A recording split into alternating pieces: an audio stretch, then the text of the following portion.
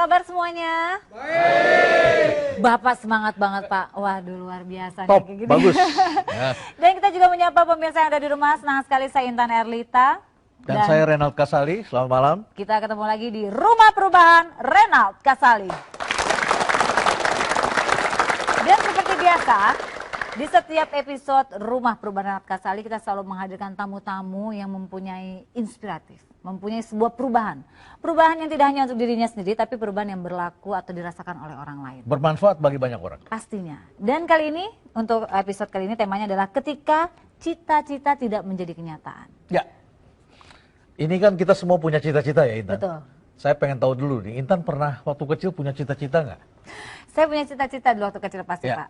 Pengen jadi guru. Jadi guru. Gurunya guru bahasa Indonesia Pak. Ya, Waktu kecil, saya ya. punya pengalaman buruk dengan bahasa Indonesia. Oh, kenapa Pak? Saya pernah tidak naik kelas gara-gara nilai bahasa Indonesia saya dapat 5 itu. Wah, pengalaman yang sangat buruk. Kadang kita tidak perlu malu menceritakan pengalaman buruk ya, karena itu sebuah perlu malu. pembelajaran ya. Karena Pak, ya. disitulah terjadi titik balik, bukan? Betul. Ya, titik balik itu pembelajaran yang sangat mahal dalam hidup kita. Ya, kalau saya punya cita-cita dulu pernah ingin jadi guru. Ya. Kalau Pak Renald dulu apakah sudah ingin menjadi seperti sekarang? Cita-cita generasi saya itu adalah nama-nama fakultas. Nama-nama Ya, fakultas. zaman kita kecil saya nggak tahu nih teman-teman di sini. Nama fakultas kan apa? Fakultas Kedokteran. kedokteran. Mau jadi apa? Jadi dokter, ya. Fakultas apa lagi? Hukum, sarjana hukum, kan gitu kan? Mau jadi apa lagi? Ekonomi. Fakultas Sarjana ekonomi. ekonomi. Jadi ekonom, gitu ya. Ekonom. Mau jadi apa lagi? Mau jadi insinyur, fakultas teknik. Nama fakultas semuanya. Ya. Tapi kalau saya dulu cita-citanya mau jadi dokter, Tan. Waduh, Aneh ya? mau jadi dokter. Mau jadi Kenapa dokter. Pak kau memilih menjadi dokter? Ada dua sebab. Kita ini kan berpikir jadi apa kan karena kita pikir benar begitu kan. Karena orang lain ngomong terus, wah jadi dokter nih anak nih, jadi dokter. Akhirnya saya pikir, iya jadi dokter aja enak kali. Ya, Karena orang ya? Karena orang. Tapi ada dua hal penyebabnya. Yang pertama adalah waktu saya sekolah itu, tulisan saya paling jelek di kelas. Ya, Udah memenuhi syarat ya? udah memenuhi syarat. Katanya, wah ini bakat jadi dokter nih katanya. Itu pertama ya. Itu pertama. Yang kedua karena saya kalau di jalan itu dan saya paling berani kalau megang cacing.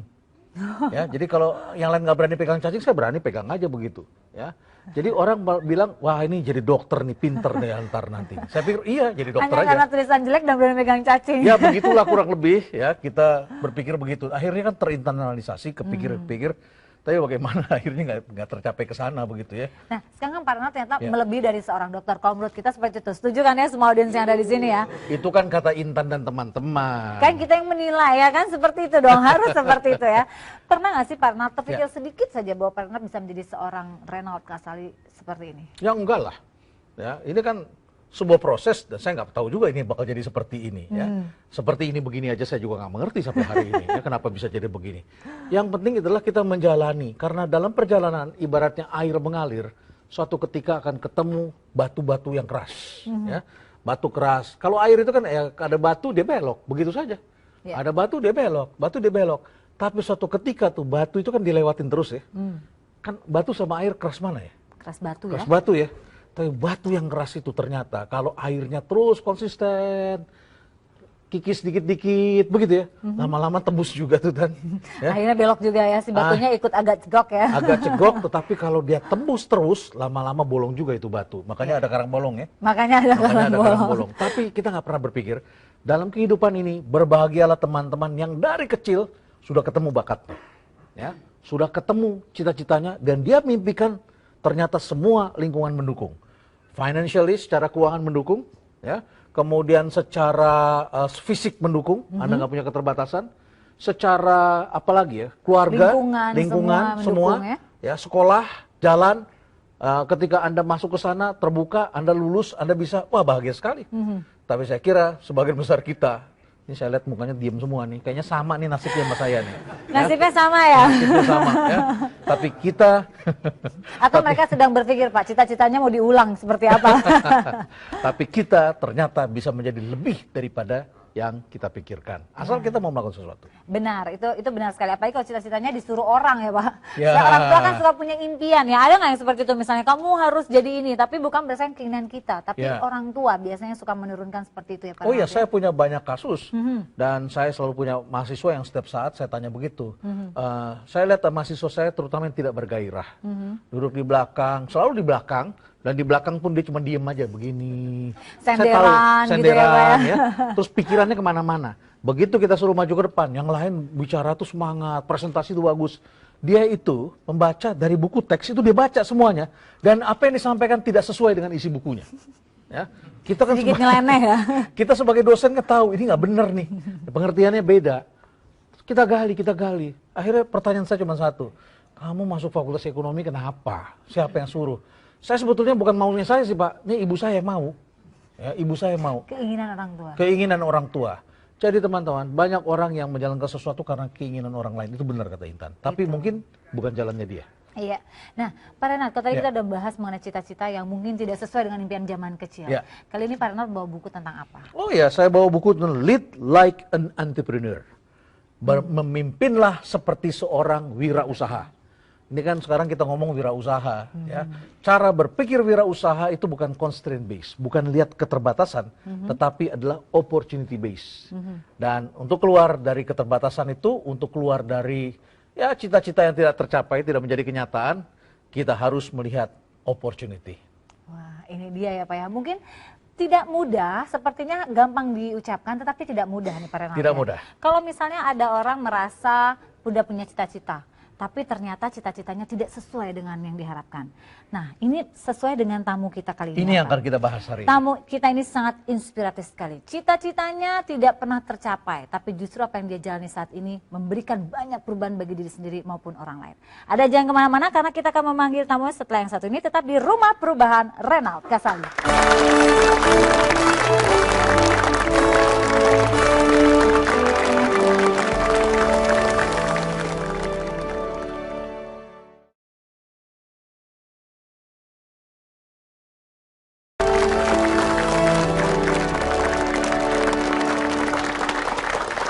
Kembali di Rumah Perubahan Renald Kasali.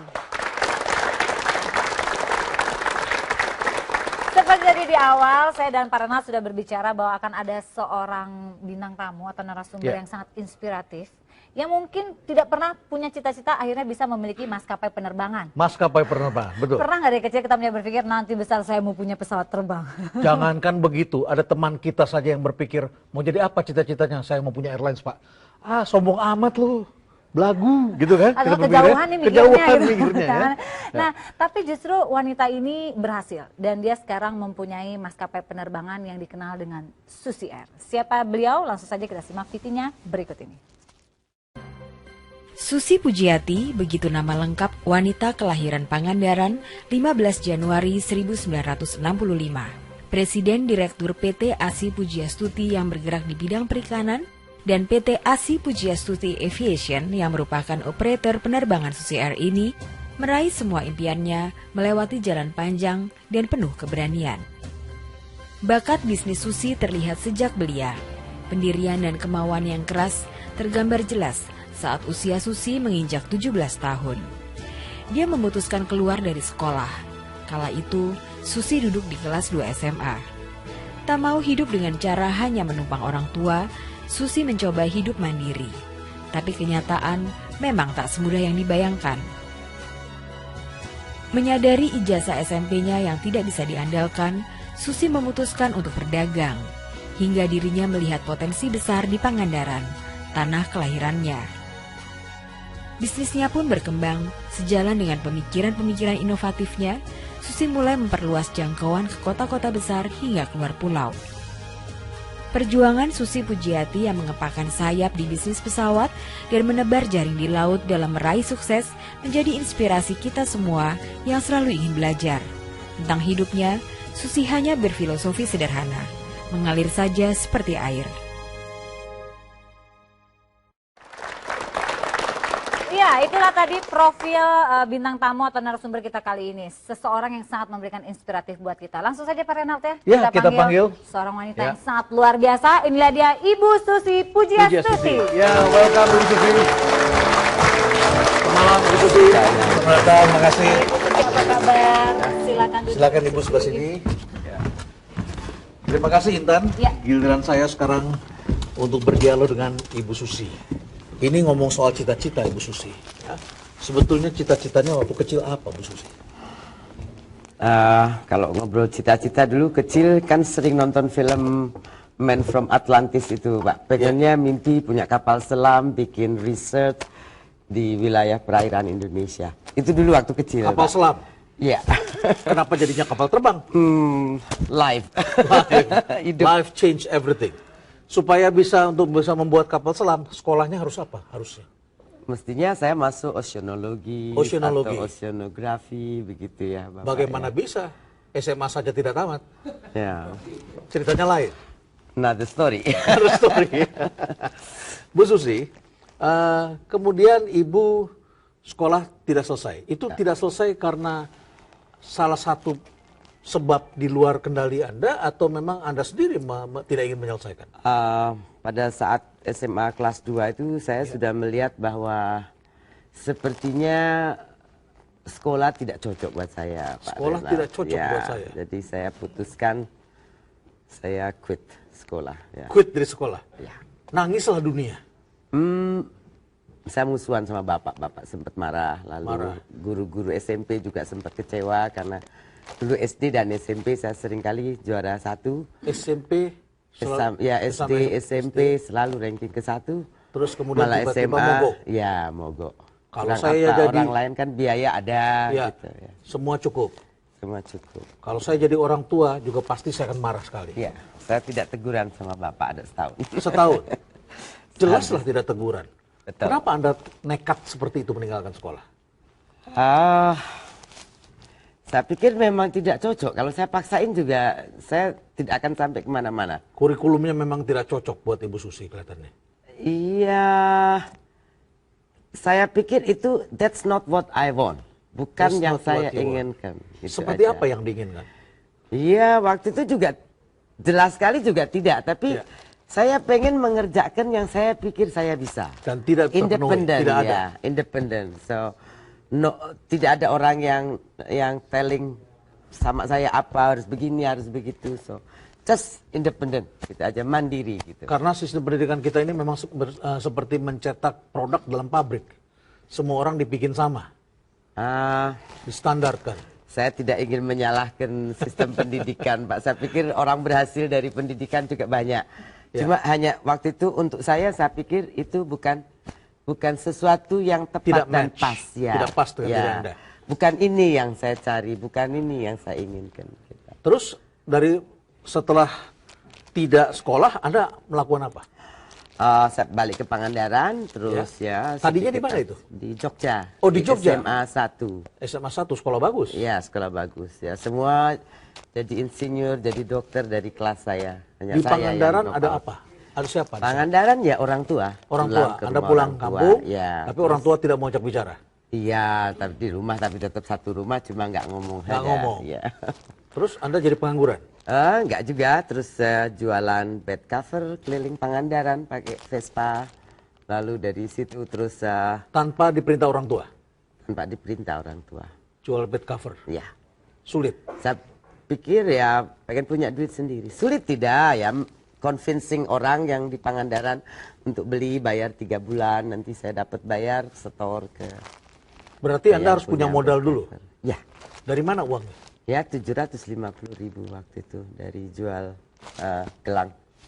Jual gelang? Ya. Jadi Anda punya gelang? Kalau Dua. zaman dulu gelang keroncong kalau nggak salah namanya. Saya gelang seperti koye gitu, Bapak. Ada Anda ada jual? berliannya. Oh, ada berliannya? Sedikit ya. Orang tua nggak tahu dijual itu? Tahu. Oh, tahu. Saya minta izin ya, ibu bilang itu kamu punya, silahkan saja. Silahkan aja dijual, terus kemudian jual bed cover. Ya. Berapa lama? 1 tahun, setengah tahun, 1 tahun kira-kira. Terus kemudian jualan hasil bumi, cengkeh. Cengkeh? Lalu ketemu suami, kerja ikan, ya jualan ikan. Jualan ikan? Ya, terus setelah 1 tahun, 2 tahun, tahun kedua, saya mulai kerja sendiri karena selalu bilang 1 kapal 2 nakoda tidak bisa. Ya. Jadi Ini jual ikan maksudnya jual ikan bagaimana? Jual ikan di... beli dari nelayan, Beli dari lalu kita nelayan. bawa ke pasar ikan, ke Ciroyom waktu itu Bandung, Bandung. atau ke Cilacap udangnya ke ekspor. Pakai skuter? Enggak, pakai mobil sewa. Sewa mobil truk atau... Ya, Pick up? Chevrolet atau pick up L300 seperti itu. Jadi Anda beli di Pangandaran, Ya, bawa ke Bandung atau ke Cilacap. bawa ke Bandung, Cilacap. Ya. Ikan apa itu? macam-macam dari tenggiri, kakap merah sampai semua ikan yang ada Semua bisa ikan. jual ya kita beli, kita jual. Itu setelah 2 tahun sendiri Sampai tahun 85 saya mulai pindah ke Cirebon. ke Cirebon. Karena tadi satu kapal tidak bisa 2 nakoda. Ya. Saya putuskan untuk ini sendiri, untuk jalankan sendiri. Jalan sendiri. Ya, di Cirebon, Pantai Utara. Itu tidak ada keluarga, tidak ada saudara ke Cirebon. Enggak ada. Pergi aja sendiri. Ya, sama anak, sama pembantu. Anak Sama saya masih kecil 2 tahun. Ini mengingatkan saya pada film Music of My Heart. Ketika seorang ibu meninggalkan keluarganya hanya bawa anaknya 2, kemudian Anak 1. akhirnya dia pindah ke kota itu dan dia mulai sesuatu yang baru. Ya, Di Cirebon, kita mulai sesuatu yang baru di Cirebon. Apa yang Anda lakukan? Masih ikan juga? ya beliin udang sama Ya. kodok. Udang, Saya kodok. naik sepeda motor, biasanya cari kalau sudah ada. Saya waktu itu pinjam truk dari Siver, Ya. dari perusahaan yang saya kirim kodok sama udangnya. Lalu saya pak, saya bawa Jakarta, berangkat jam 3 sore dari Cirebon, berhenti di Losarang, Pamanukan, Kerawang, lalu sampai di Tanjung Priok jam 5, jam 6 pagi. Hah, Lalu ya istirahat, mandi sebentar, udangnya atau kodoknya diproses. Pagi-pagi jam 8, biasanya jam 9 sudah selesai, saya pulang lagi. Hari begitu naik truk. susah sekali hidupnya ya. Keras sekali hidupnya. Saya tidak pikir itu susah. Sekarang kalau lihat memang saya pikir gila, bukan Gila, susah, keras tapi sekali gila. hidup seperti itu. Itu Tanjung Priok, Tanjung Priok. truk Pantai Utara itu kan Yes. bus besar Ya. banyak ya. Lampunya, klaksonnya, sambar Iya, menyambar iya, jalan iya, kecil, iya. banyak korban di sana. Kecepatannya gila ya. Dan Anda di truk itu Duduk sendiri? sama supir. Duduk sama supir? Ya. Aman? Aman ya. Sudah kenal dengan supir? Iya, ya, ya, supirnya baik-baik. Supir baik-baik. Kita berpikir jangankan supir truk, angkot aja kita takut. Saya juga bisa supir truk, jadi supirnya Oh, Anda bisa supir truk? bisa. Anda wanita besi rupanya nih, tangan Saya besi. bisa supir. Oke, kemudian Anda masuk berapa tahun itu? Anda bawa ke Tanjung Priuk? Sampai tahun 87 atau 88. Itu untuk diekspor? Untuk ekspor. Untuk ya. ekspor? Ya. Ikan hidup atau ikan mati? Enggak, kodok sama udang yang mati ya. Kok yang sudah dibeku, di es lah. Di begitu. es ya. Di ya, es. ya. Oke, dari situ apa yang dilakukan selanjutnya? Dari situ saya mulai merambah ke Sumatera, beli udang di Sumatera juga. Karena di Jawa Di sudah mulai berkurang. Lampung, enggak, di sana banyak tambak-tambak. Oke, di Lampung betul. Ya. Terus Jawa masih jalan, tapi kita mulai merambah juga ke Lampung. Kerja sarang burung juga sebentar. Nah, tahun 91 anak saya makin besar, harus masuk sekolah, jadi saya putuskan kembali ke Pangandaran. Anda kembali ke Pangandaran. Iya. Apa yang dilakukan di Pangandaran? Ya sama, beli ikan, beli udang juga, cuma sudah bisa dari suami, jadi saya jalan lagi di Pangandaran sendiri. Demi anak supaya dapat sekolah yang baik. Ya supaya dia nggak adventure lagi kan, keliling-keliling nomaden. Anak Anda sekolahnya benar? Alhamdulillah ya sekarang sedang belajar terbang. Tapi dia juga sama, SMA-nya juga nggak selesai. Pak Renald. Mudah-mudahan yang nomor 2 dan nomor 3 bisa selesai. Mudah-mudahan. Iya. Tapi kalau tidak selesai ya tidak apa juga karena sejarah berulang begitu ya. Ya, saya pikir as long as mereka mau responsible dan konsisten dengan Itu yang jauh apa lebih penting. yang mereka kerjakan, mereka tahu dan mengetahui segala konsekuensinya, itu saya rasa tidak ada masalah. Tidak ada masalah. Ya ujungnya seperti bapak saya juga bicara, ya kalau kamu pikir itu yang terbaik ya lakukan. Tapi semua resiko kamu tanggung. Resiko Seperti ditanggung. itu, ya. Oke, kemudian dari situ masuk ke ikan hidup. Belakangan kan mulai trennya berubah Pak, dari kalau dalam perikanan kan kita pertama nyari value Pak. Value-nya kan bertahap, Ya. berlevel-level. Yang level termurah ikan asin, Ya. itu biasanya para nelayan kerjakan. Ya. Kemudian ikan kalengan, naik lagi ikan beku. Nah waktu itu kita mulai menjalanin ikan beku dulu. Ikan beku dengan dulu. ekspor tahun 96, sewa pabrik di Sukabumi pertama. Jauh sekali Pangandaran Sukabumi. Iya, karena di Pangandaran nggak ada pabrik. Nggak ada Pak pabrik. Renald ya. Nah, setelah saya sewa di Sukabumi, berhasil ekspor pertama dari Sukabumi tahun 96. Ya. Nah, kemudian saya ekspor lagi, 95 ekspor pertama. Kemudian ada orang Jepang dan Korea yang janji kerjasama, saya bangun pabrik Pangandaran. Oh, karena ada kerjasama. Ada kerjasama, tapi ujungnya orangnya nggak nongol, Pak. Jadi saya uangnya habis, berhenti lagi saya jadi pemain lokal lagi. Pabriknya udah jadi, tapi kurang modal kerja. Ya, nggak ada modal kerja, ya berhenti lagi setahun. Ya. Nggak jadi eksportir lagi. Ya. Nggak ada uang untuk kumpulin 1 kontainer, ya saya balik lagi jadi leveransi lokal. Tapi pabrik sudah punya. Pabrik sudah punya, tapi tidak dipakai. Tidak dipakai. Akhirnya ya setahun kemudian datang orang Jepang yang mau buka Red Claus LC. Tahun 96 bulan Mei kita dapat LC pertama 270.000 US. 270.000 US dari Jepang ya. Baik. Baik, Intan, saya ingin menggali lebih jauh. Ya. Ini sudah kelihatan airnya begitu, ketemu batu, mentok, dia belok begitu. Ya. Tapi saya kira ini banyak hal yang nanti kita bisa pelajari lebih jauh. Ya, cukup menarik sekali perbincangan Pak Renald dengan Ibu Susi. Dan pemirsa, kita tahu bahwa Ibu Susi adalah wanita pemberani yang berani dan mampu mengubah jalan hidupnya. Perubahan apa lagi yang akan beliau lakukan dalam hidupnya? Jangan kemana-mana, tetap di Rumah Perubahan Renald Kasali.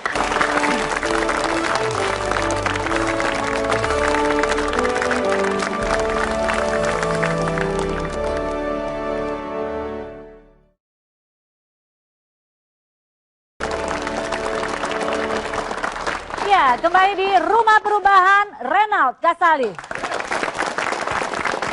Dan kita masih akan kembali mendengarkan perbincangan antara Pak Renald Kasali dengan Ibu Susi. Dan sepertinya ini bisa menjadi inspiratif juga buat kita semuanya nih, dari ceritanya Ibu Susi. Silakan Pak Renald. Ya, Intan, ada satu hal yang menarik. Belakangan ini ada iklan ya yang membandingkan antara saya dengan orang bejo. Ya, karena saya dikenal dengan tema iklannya dulu adalah orang pintar, tetapi katanya bejo lebih pintar dari orang pintar katanya, begitu ya? Lebih beruntung, bejo lebih beruntung. Itu ada benarnya mungkin. Tapi pertanyaannya adalah kenapa ada orang yang namanya orang beruntung? Seneca itu pernah mengatakan, Intan, bahwa luck is somewhere when opportunity meets preparations. Ya, opportunity meets preparation. Kemampuan membaca peluang. Tapi baca peluang ini kadang-kadang ya nggak terbaca juga begitu. Kita cuma kerja-kerja aja begitu ya. Tapi ada preparation, persiapan. Persiapannya sudah ada pabriknya. Ya. Pabriknya sudah ada, tapi uangnya nggak ada. Lain waktu ketika ada orang Jepang datang, dia perlu pabrik. Nah, pabriknya udah ada. Yang beruntung adalah yang sudah punya pabrik. Kira-kira begitulah ya. Makanya pepatah Jepang itu pernah mengatakan, kepiting itu tidak pernah membuat lubang lebih besar dari ukuran tubuhnya. Tetapi di dalam ilmu manajemen dikatakan buatlah kandang yang lebih besar dari ukuran tubuhmu sehingga kemudian kamu punya ruang gerak lah. Begitulah kurang lebih. Ya. Baik, makasih Intan. Baik, Pak Renald. Bu Susi, ya cocoklah kalau cita-citanya tadi ingin ocean ya, jadi larinya ke ikan begitu kan? Ya. Tapi kan berbeda, Pak. Berbeda ya. Ini bakulan, yang itu science. Tetapi lebih berbeda lagi. Kenapa jadi ke pesawat terbang? Setelah saya di perikanan, Ya. saya melihat bahwa tadi value seafood itu value bertahap. value dari Yang termurah ikan ya. asin, naik ikan Kalengan. kaleng, ikan frozen. Ya. Kemudian frozen added value product, jadi yang dibikin tempura atau macam-macam. Sashimi. Ya, nah yang termahal itu yang bisa dibuat sashimi, Ya. yaitu harus hidup dan Harus fresh, hidup, ya, fresh.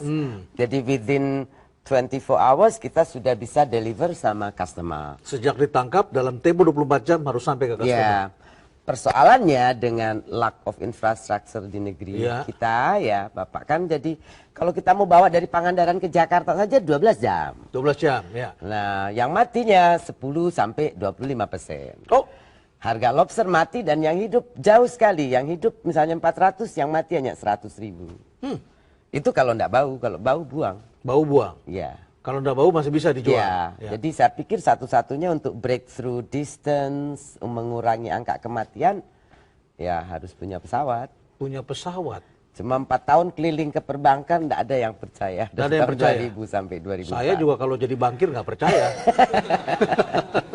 Bagaimana ikan bisa bayar pesawat yang 2 juta dolar? Pedagang ikan mau mempunyai pesawat. Pesawat apa yang Anda inginkan saat itu? Nah, ya, pesawat kecil yang bisa landing di bandara-bandara rumput, bisa jemput ke tempat-tempat nelayan. Itu Ya, sesederhana itu kemudian sudah cukup. bawa ke Jakarta, Jakarta nanti naikkan ke SQ atau Garuda atau maskapai kemana. Walaupun tujuan. sederhana dan kecil, harganya tetap saja mahal Ya, itu. 2 Jutaan juta dolar, ya. 2 juta dolar. Ya. Ya, 2 juta dolar. Tapi bank tidak mau mendukung. Alhamdulillah setelah 4 tahun ketemu bank yang mengerti visi. Ya. Saya pikir banker ini berani membeli mimpi kita. Dikasihlah kita 4,7 juta waktu itu dolar pinjaman. Anda perlu 2 juta dikasih 4,7 Nah, untuk juta. dua pesawat. Ya. Ya. Oke. Nah, alhamdulillah Juni tahun kemarin sudah lunas. Juni tahun kemarin. Ya. Setelah berapa tahun? 7 tahun Pak Nirman. Setelah 7 tahun lunas. Ya. 7 tahun, baik. Banyak orang yang membeli rumah 10 tahun dan lunas-lunas. Ya. Ini pesawat terbang 7 tahun sudah lunas. Ya, karena dipakai untuk investasi, untuk usaha. Oke, 2 tahun Anda punya 2 pesawat. Anda kan nggak ngerti urus pesawat. Kok masih urus pesawat? Kan masalah navigasi, masalah Itu izin. urusan pilot, Pak. Urusan Kebetulan pilot, tapi Anda tak mengerti. Suami saya juga suami Anda adalah seorang pilot. pilot. Ya. Ah. Nah, waktu tsunami kita pikir waktu itu bantu sebentar ke Aceh. Ke Aceh. Nah, rencananya 2 minggu bawa uang ya sedikit 400-an gitu. untuk Jadi bantu- Anda ke Simelu ya waktu itu ya? Ya, kenapa Aceh, Simelu? Melabo sama Simelu? Melabo, Kenapa Simelu, saya hancur. itu karena ada sedikit history dengan Aceh waktu itu. Ya. Kita buat konsep sustainable development, Ya. integrated di bidang perikanan. Ya. Approach of sustainable development di bidang perikanan. Nah, waktu itu oleh Pak Dipo pengennya diajak ke untuk masyarakat Aceh, Papua dan yang seperti itu kita diajak ke Aceh. Ya. Kemudian bupati-bupati Aceh datang ke Pangandaran lihat pola perikanan kita. Nah, Bupati Simelu tuh sering telepon setelah itu. Kapan datang kemari Pak investasi? Darmili. Pak Darmili. Darmili, ya. Saya bilang Pak Darmili kalau kerja di Simelu nggak punya pesawat nggak bisa, susah. Bisa beli nggak bisa bawa keluar. Kan ujungnya kita mesti jual, bukan untuk makan saya beli. Jadi nggak bisa. Nah, 2 minggu sebelum tsunami beliau juga telepon lagi. Saya bilang betul Pak, saya sudah punya pesawat, tapi Aceh is war zone. Jadi insurance tidak cover. Oh, karena daerah pemberontakan saat itu. Iya, tidak bisa. Jadi saya bilang Walaupun mohon di maaf. Pulau Simelu aman. Ya, but it's Aceh. Ya. Asuransi tidak melihat fakta realitas di lapangan. tidak. Ya. Makanya begitu kejadian tsunami tanggal 26, sebetulnya kita mau berangkat tanggal 27. Tapi saya masih telepon-telepon Australia Ya. dan London underwriter kita apakah mereka mau cover asuransi asuransi atau tidak. Karena kalau ada apa-apa kan kecelakaan, saya bisa celaka, Ya. nggak bisa bayar ke bank. Jadi akhirnya ya tanggal 27 malam saya bisa dapatkan cover ya Persetujuan. ini karena bencana dunia. Jadi Dengan premi yang untuk normal atau humanitar- premi tinggi? normal. Normal, oke. Jadi for humanitarian reason kita di cover. Akhirnya berangkat tanggal 27 malam itu juga ke Medan. Ya. Kemudian kita landing pertama kali di Melabo tanggal 29. 29. Ya, kasih bantuan ya. Terus terbang selama 2 minggu. Setelah 2 minggu rencana kita pulang lagi balik ke perikanan, duitnya juga habis kan Pak. Ya. Karena terbang gratis ya. Jadi kita pulang tapi ternyata banyak NGO juga please keep your aircraft here, we need it gitu. Jadi ya akhirnya kita charterkan sama mereka. Jadi awalnya karena Anda punya sesuatu dengan Aceh, tetapi sebenarnya tidak bisa jalan, tapi setelah tsunami Anda masuk untuk humanitarian. Untuk bantu Bantuan saja sosial, 2 untuk minggu. bantu 2 Ya, minggu. Ya. Ternyata sesampainya di sana, NGO ini memerlukan pesawat untuk Untuk ke, pesawat kecil. ke Simelu, ke Melabo gitu. Ini teman-teman mesti mengerti, saya kebetulan pernah masuk juga ke Simelu pada saat lagi bencana itu. Dan memang tidak mudah, ya. Bandaranya juga retak saat itu, infrastruktur belum bagus, ya. Dan kemudian kalau kita mau mendarat itu harus ada pasukan pengusir kambing, ya. Kambing dan kerbau. Ya. Kasih alarm, keluar semua, dan pada saat itu tidak banyak pesawat terbang besar yang bisa masuk, hanya pesawat yang kecil-kecil. Ya. Masuklah ke sana setelah itu, dan kemudian NGO ini memerlu untuk charter atau apa? Ya, untuk ke sana lagi. Ya saya bilang saya tidak bisa lagi, saya harus balik ke pekerjaan saya. Saya bilang saya sudah tidak ada uang lagi dan mereka no we pay right now. Oke, ya udah akhirnya kita Jadi terbang. bawa penumpang sekaligus cari ikan. Ya, bulan April saya mulai bawa perahu dari Jawa. Ya, kapal. Untuk encouraging orang Simelu kembali ke laut. Ya, Tapi sampai bulan Agustus baru mereka mau balik ke laut. setelah mereka merasa tenang. Ya. Ya, dari situ kita mulai beli perikan hasil lobster Simelu dari harga 30.000. Begitu kita beli jadi 100.000, mereka juga sangat senang. Ekonomi membaik. Iya. Ya, saya ingat saya pernah makan lobster di rumahnya Pak Bupati, Darmili, ya Pak Darmili. Jadi saya sangat familiar dengan alam di Pulau Simelu yang kalau Anda ke sana ini daerah masih terpencil, tetapi sejak tsunami daerah-daerah ini di Aceh, saya kira Aceh menjadi provinsi dengan infrastruktur terbaik di Indonesia saat ini. Kira-kira begitu, Intan? Apa Biasa teman-teman sekali. ada yang ingin didiskusikan barangkali? Ini pasti para teman-teman yang hadir di studio ingin bertanya kepada Ibu Susi. Boleh ya Bu Susi ya? Boleh, boleh. Baik, silakan, siapa yang ingin bertanya dari sisi kanan ini? Oke, silakan Mbak. Dengan Mbak siapa? Saya Krisna dari Eloquity Surabaya. Ya. Jadi sekarang ini Ibu sudah berhasil meraih apa yang Ibu inginkan. Pertanyaannya adalah bagaimana saatnya kini Ibu menata kesuksesan dan mempertahankannya. Hah, Terima menata, kasih. Kesuksesan. menata dan Tough, mempertahankan. very tough, sangat berat dan tidak mudah. Kalau tadi Mbak tanya apakah ini yang saya inginkan, the time waktu itu saya tidak tahu. Apakah itu yang saya inginkan? Karena kadang kalau lagi banyak masalah juga apa benar ini yang saya inginkan? Just do it. Apalagi sorry. So, jadi, Just do it. Just do it, tapi ya ujungnya begitu besar begini dengan 45 pesawat, kurang lebih 150 sampai 200 flight per hari. Dari Papua, Kalimantan Timur, Sumatera, Kupang, ngatur juga pilot-pilot karena kita Indonesia kekurangan pilot, Kurang jadi pilot, tuh. hampir 90% pilot kita juga foreigners, nah juga urusannya banyak, beda culture, beda apa. Sedikit susah, tapi yang saya coba adalah menerapkan open management. Jadi saya juga selalu belajar dari mana-mana. Kadang-kadang kita belajar tidak perlu dari orang yang pintar atau berpendidikan atau punya gelar sarjana. Anda bisa belajar manajemen dari semua orang. Dari kadang-kadang kasih contoh cerita pada saat meeting dengan manajemen, sebuah pengalaman saya punya pembantu Pak Renald. Bantu ini tidak pendidikan, SD pun tidak selesai. Satu hari saya lihat ada rokok, tisu, air putih di setiap meja di rumah saya. Sebelah tempat tidur, di kamar mandi, di ruang tamu, di ruang kerja, pokoknya dia semua yang kira-kira saya akan ke sana dia taruhin, Mbak. Satu rokok, satu air putih, satu tisu, pokoknya semua kelengkapan saya di situ. Ya, kebiasaan dia sudah dikenali oleh dia. Nah, saya tanya sama dia, kenapa kamu taruh gitu kan banyak, katanya. Lah nek mboten jenengan rak nyeluki kula mawon, katanya gitu, Pak. Jadi kalau nggak saya gitu kan nanti bentar-bentar manggilin saya. Saya nggak bisa kerja, kata dia. Jadi saya bawa satu pak, saya taruh-taruh 5 menit pun nggak nyampe seluruh rumah selesai. Jadi sehari saya nggak ganggu dia, katanya. Pinter ya orang itu ya? Ya, saya bilang itu very smart, Pak. Jadi preparation tadi, dia prepare to anticipate supaya tidak dipanggil, tidak diganggu. Dia juga kerja lebih tenang. Karena kalau tidak pasti ibu sebentar-bentar panggil saya, Mbak rokok, Mbak air, Mbak ini. Jadi dia taruh semua, tek tek tek tek. Ya. Saya kira nih anak buah saya mesti belajar bagaimana caranya. Oke, kita. Ya.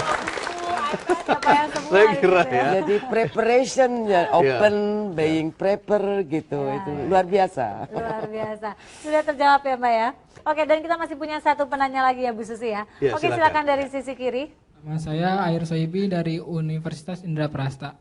Melihat keberhasilan Ibu dalam memutuskan untuk tidak melanjutkan ke pendidikan formal, yang saya ingin tanyakan bagaimana cara untuk membangun jati diri kita sendiri yang sehingga akhirnya menemukan potensi dari diri kita sendiri. Baik, terima kasih. Baik. Silakan Ibu Susi. Ini pertanyaan orang sekolah, jati diri. Saya biasanya tidak pernah memikirkan sejauh itu ya, just do. Lalu biasanya lebih berpikir ya tidak terlalu complicated. Jadi kalau saya lihat saya bisa kerjakan, saya kerjakan. Try my best sebaik mungkin. Kalau hasilnya jelek ya kita nanti perbaiki, itu aja. Jadi tapi yang pasti kita mesti try your best. Dan saya tidak pernah berpikir untuk copy Pak Renald, karena saya selalu menyadari di perikanan juga kita tidak bermain dalam quantity seperti banyak cold storage lain. Jadi orang Jepang, bayar-bayar kita tahu produk kita tidak masif, tapi Tidak quality number one gitu Pak. Jadi kita jaga produknya bagus. Karena saya berpikir kalau produk kita bagus dan berbeda, orang pun mudah lihat. Kalau saya mau bersaing sama yang besar-besar massive production, mereka duitnya lebih banyak, kapasitas pabriknya lebih besar. Saya pasti akan kalah. So, yang saya lakukan ya do my own things, my way, dan yang suitable untuk ukuran kita. Jadi biasanya saya tidak melihat orang lain, tapi ya yang pikir apa saya bisa kerjakan sendiri.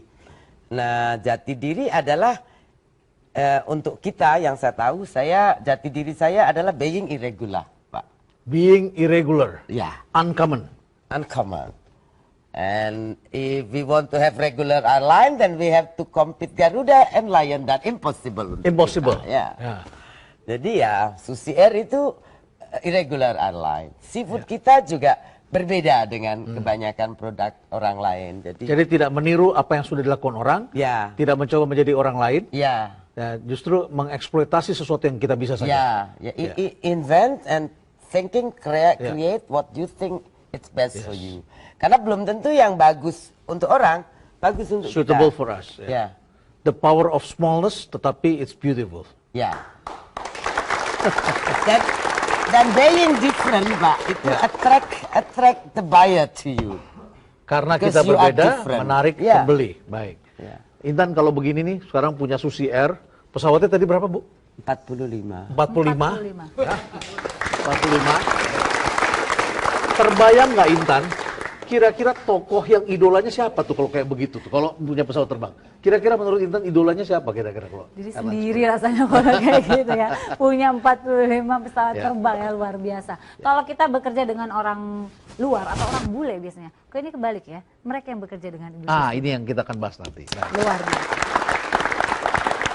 Ya, cukup menarik yang tadi dikatakan oleh Ibu Susi. Menjadi diri sendiri itu lebih baik karena kita tidak harus mengkopi untuk menjadi orang lain. Anda jangan kemana-mana karena kami masih akan kembali di selain satu ini tetap di Rumah Perubahan Renald Kasali. Ya, kembali di Rumah Perubahan Renald Kasali. Dan kita masih akan melanjutkan lagi seperti tadi saya katakan Pak Renald. Begitu bangganya kita ya, bahwa kalau biasanya kita jauh-jauh melamar ke luar negeri, kebanggaan ini kebalik kan Pak ya? Kebalik. Ibu Susi justru karena semua orang luar negeri. Orang asing justru yang melamar kerja dengan dia. Luar biasa. Ya. Intan, sebetulnya tadi saya ingin mendapatkan gambaran dari Intan tentang idola. Ya, kalau orang punya airlines kan idolanya mungkin nama-namanya itu adalah nama-nama seperti Anthony Herman Gerard Fokker yang mendirikan Fokker begitu kan, ya. Atau barangkali Andrei Nikolaevich Tupolev dari Rusia, atau Clyde Cessna, Donald Will Douglas, ya, dan seterusnya. Ini banyak tokoh-tokoh penerbangan dunia, termasuk barangkali William Boeing, ya, dan sebagainya dan sebagainya. Ini banyak tokoh-tokoh penerbangan Yang atau paling berhubungan tidak dengan penerbangan ya. paling tidak Habibillah, Ya. gitu ya kan ya. Nah, tapi kita pengen tahu Ibu Susi ini kira-kira idolanya seperti apa, ya? Idolanya siapa Ibu Susi? Tokoh idola saya suka tokoh perwayangan Semar, Pak. Semar.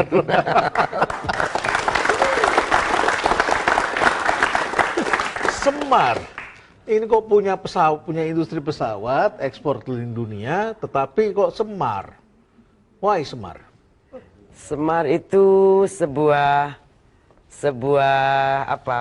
gambaran dari bagaimana kebijakan, kegetiran dibungkus dalam kelucuan dan simplicity, Pak. Simplicity. Being Semar ya. Jadi kalau kita lihat falsafah hidup dia, cara dia menghadapi prahara dan ya, kejadian-kejadian di sekeliling dia, mengasuh anak-anaknya, dia buat begitu, sebetulnya sangat bijak, Pak. Sangat Tapi bijak. cara dia begitu simple dan funny dan lucu, sehingga kebijakan, kegetiran, keinian dunia Kesulitan, itu semua semua dia itu hadapi menjadi, dengan ringan. Ya, simple dan mudah dimengerti, Pak. Dari Dan- mana Anda dapat ini semua? Saya dulu kecil memang suka nonton wayang. Nggak modern banget. Nggak apa-apa. Kita bangsa yang besar adalah bangsa yang harus mengakui atau menghormati warisan budaya bangsanya. Ya, betul Bu Susi ya. Nah. Baik, Bu Susi senang nonton wayang. Ya, Wayang kan tengah malam, wayang kulit ya, dan goro-goro tuh biasanya jam 1 malam kan, Pak. baru keluarnya. Ya, jadi saya kalau nonton ya enggak sore, jam 1 baru nonton. Anda anak SMP sudah nonton Iya. wayang kulit jam 1 malam. Bandel deh rupanya kecilnya ya. Pergi sendiri atau dengan teman-teman? Ya, sama teman-teman. Sama Ya, kakak, saya adik. juga sangat beruntung karena Bapak orangnya sangat demokrasi, Pak. Jadi saya diperbolehkan baca apa saja dari mulai istilahnya komik sampai filsafat, sampai dulu kelas 6 SD saya sudah baca Yusuf Muda Dalam kalau yang di Indonesia. Pengadilan tuh bukunya sudah rusak-rusak gitu, lalu buku tentang eksistensialis. Oh, filsafat. Juga tentang Iwan Simatupang saya sangat suka. Semua buku Api boleh baca. di Bukit Menoreh? Ya, saya Ada sangat juga, suka. ya. Lalu Mahabharata, Ramayana, ya, saya Si Buta baca- dari Gua Hantu. Saya baca Confucius, saya baca Mahabharata, saya suka baca waktu kecil. Termasuk komik juga Anda baca. Ya, komik, Si Buta, Bolong Jilu. history, semua macam-macam cerita dari China, dari mana-mana saya senang Anda baca. dulu baca ya. Dan itu berpengaruh dalam hidup Anda.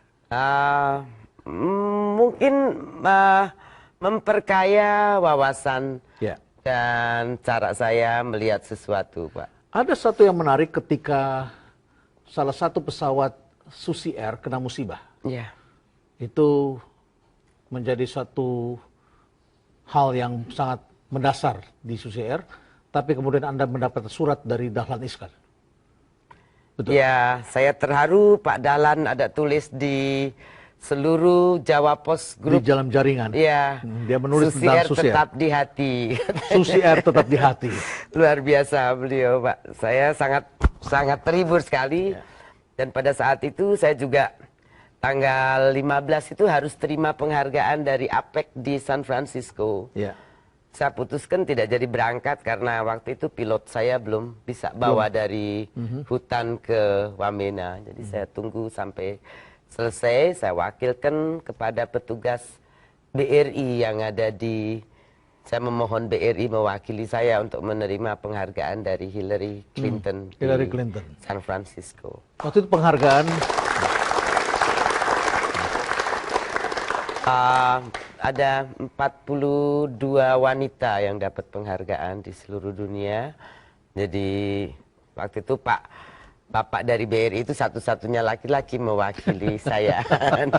karena si ibu ini tidak bisa hadir. Ya, karena Ya, Bu Susi, nungguin, ya. mengelola pilot asing tidak mudah. Ya, betul. Berapa pilot asing yang Anda kelola? Sekarang ada 140-140-an, Pak ya. Itu bukan karena Anda 90 seleranya kapten. mau mengangkat orang asing, kan? Di Indonesia susah sekarang Susah. pilot, Bapak. Jadi kebutuhan sekitar 1.800 sampai 2.000. Ya. Lalu supply dari pilot Indonesia mungkin hanya maksimum 200 kali sekarang, Pak. Dan itu sudah diambil langsung sama maskapai besar. Besar. Jadi pilot-pilot kita pun nanti kalau udah 3.000-4.000 jam juga pindah juga Diambil. ke Cathay, Ya. ke Air Macau, ke Air Hong Kong, seperti itu. Nah, ya karena tidak ada ya terpaksa kita ambil. Dari mana saja Anda ambil? Dari ada 32 negara. 32 negara? Ya. Ada orang Indonesia masih ada 3 orang. Ya, Ada masih. orang Indonesia 3 orang. Nah, rencana kita tahun ini kita akan berikan beasiswa 10 sampai 20 orang kepada Saya masih bisa putra-putri. mendaftar? Boleh. Boleh. Boleh. Masih bisa ya? Asal Umur lulus, tidak jadi masalah, kan? Tidak jadi masalah. Umur tidak jadi masalah. Ya hidup saya barangkali bisa berubah juga barangkali ini.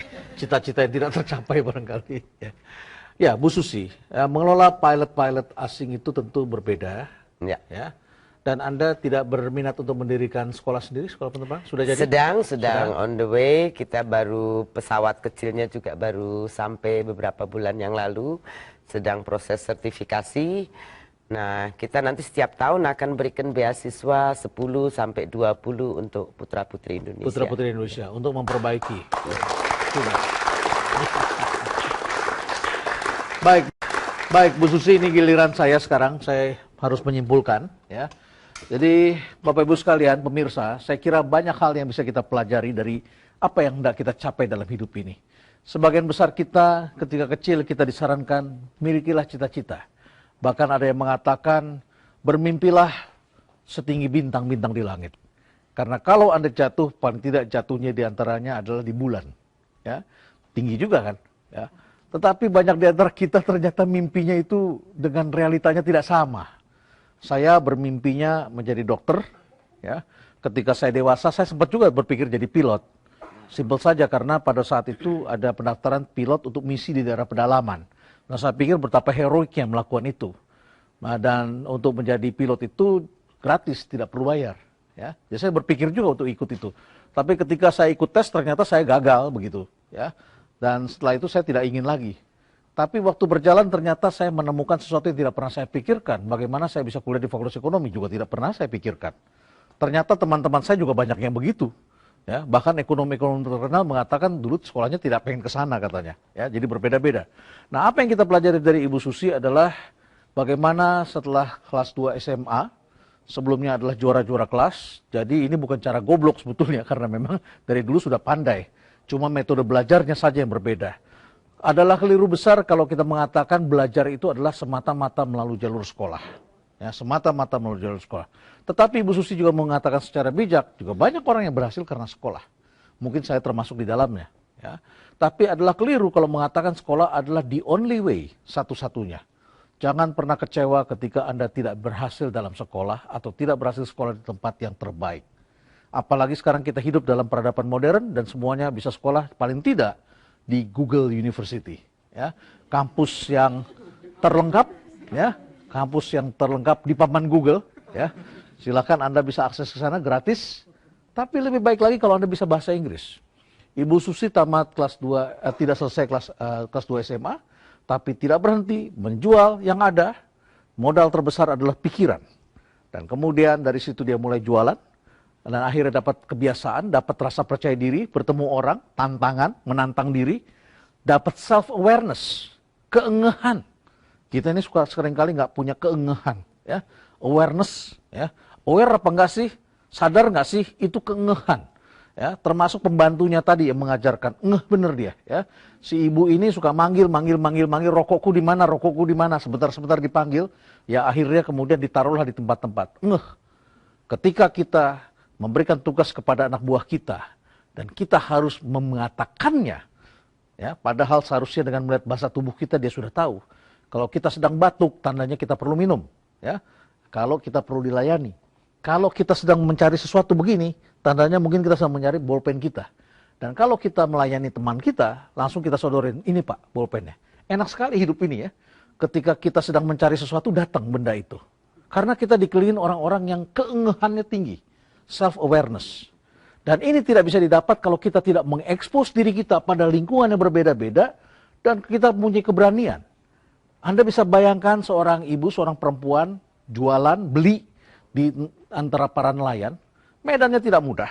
Ya. Ketemu dengan para nelayan, harus tawar-menawar, lelang di sana. Kemudian bawa truk, pergi ke kota lain, ke Jakarta. Tadi ceritanya mulainya jam berapa? Jam berapa sore itu tadi? Jam 5 ya? Jam 3 sore. Jam 3 sore. Kemudian jam 8 pagi di Tanjung Priuk. Anda bisa bayangkan seperti apa. Ketemu dengan orang-orang yang medannya berat seperti itu. Seorang perempuan seperti itu. Dan ternyata bisa menaklukkan. Kalau saya melihat seperti sosok Bu Susi ini, dia mempunyai keengehan yang sangat tinggi, matanya tajam. Karena mata ini harus benar-benar dikuasai. Kita mempunyai mata fisik, kita juga harus mempunyai mata batin. Seringkali orang lupa bahwa kita mempunyai sesuatu yang lebih istimewa, yaitu bagaimana ruh kita bekerja. Ya, ya Ibu Susi. Selalu saya kasih tahu sama manajer-manajer bahwa sama juga biasanya kalau saya kasih bicara, saya bilang kalau kita mau keluar dari limitation to be a person, Ya. kita harus keluar dari limitasi panca indera kita. Dari fisik kita. Ya, kalau kita masih melihat dengan mata, ya terbatas yang bisa kita lihat. Di balik gedung, di jauh, terlalu jauh, kita juga nggak bisa lihat.